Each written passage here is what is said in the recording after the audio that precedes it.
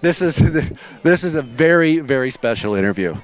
I'm surrounded by, you got to work with me here, the original voice of the Bears and the present voice of the Bears. I'm going to start with Jerry because he's the OG and he's a year older. So just a year. I'm going to die off before I finish the interview or what? Yeah.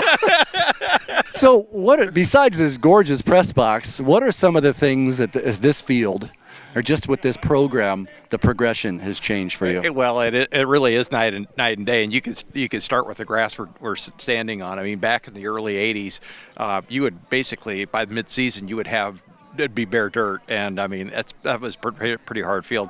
This is as nice as any golf fairway you would ever find. They do a great job with the condition, and of course the press box is just a huge addition on there, and even the overall general facilities. I think West Branch was the only place that we ever played at that had to use porta potties, and having that and the concessions is going to be great, and the press coverage. And I really looking forward to the first game because I think the crowd noise is going to be a lot louder because it's going to be contained by the press box. So this is going to be exciting times for Bears football.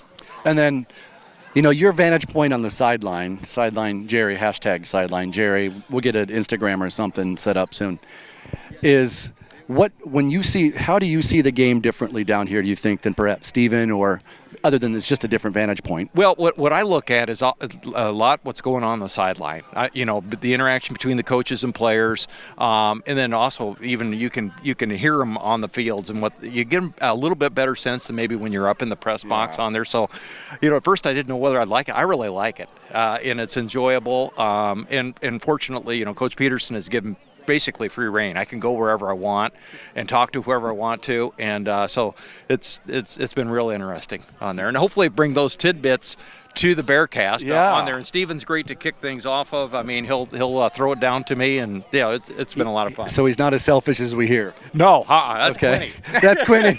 So and with you, Steven, as the play-by-play, the announcer for the BearCast on Fridays, how do you tell? Do you go in with a mindset of how to tell the story? I don't go too in depth of really planning. Like, I look at what the teams are, so have an idea of what West Branch does, have an idea of what the opponent's going to do.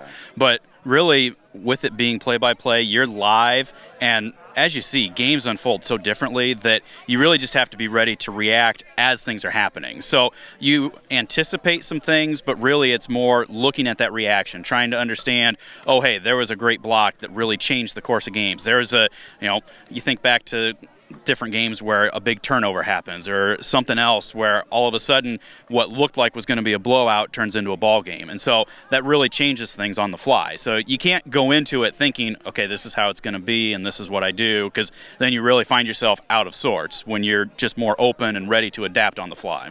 I mean, either one of you guys, you have to be.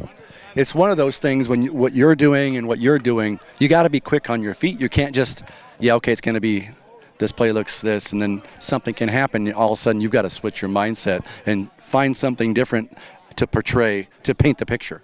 Yeah, well, and so one of the things I try to do is anticipate. I'll do it a little bit differently because I'll try and position, on the sideline where the play may end up, just so you got a little bit of a sense. And, for particular last year, I mean, you knew pretty much, Bo Cornwell was going to be throwing it, in certain situations. So I try and position myself where that receiver was going to be. I almost caught a couple passes. Steven, first of all, would you have caught it? Oh, definitely. One-handed, one-toe. I mean, he would have made some of the best NFL receivers to put to shame. And the biggest thing is, I know you guys, you're making memories for the kids. I mean, you're telling the story for the hundreds of people that are listening out there, but you're really the memory makers on a Friday night for the kids. And I think that's important. And we want to support the kids, but in the same respect, we want to be honest. I mean, if they don't make a good play, we need to tell people that on there. And we're not trying to pick on a kid or do anything, but, we try and do it in as positive way as possible. But I think you got to have that I call it for credibility on there, too. In the same respect, when they make a great play, you want to recognize it. I mean, a couple that I can think of, Brady Lukovsky last year in the playoffs over at Van Meter, made the best catch I've seen in the 6 years I've been back covering it.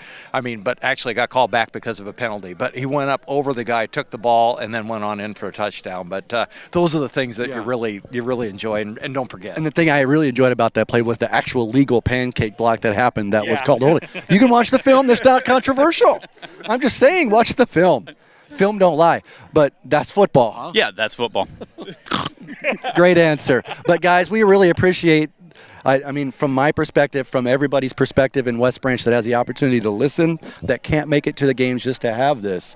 The stories that you can tell, Stephen and Jerry and Mike and Matt Chenander can help out with, and Troy Shanker on the camera when you can see the video later with highlight packages and things. Just the stories that you guys can tell make a big difference in the community that really loves football. Yeah, and it's just exciting to know that, I mean, thinking back to when I was playing, to have the opportunity to have it on the radio once was just phenomenal. So for people to be able to tune in from across town, across the state, across the world, I mean, we've had international listeners because it's on the internet, and just knowing that they care so much about the program and about the kids that are part of the program. And like Jerry said, we're looking at just stressing and highlighting them. You joked about me being, too selfish and wanting.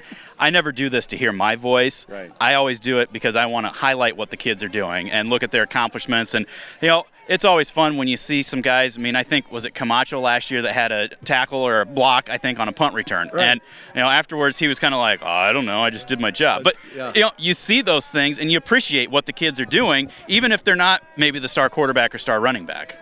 Well, gentlemen, ladies out there, if you can't make it to the games, we hope you can, specifically at home here to see this gorgeous press box. Stephen Grace, Jerry Fleagle, and Mike Quinlan. These are the guys that are going to bring it to you live on Friday nights on westbranchfootball.com.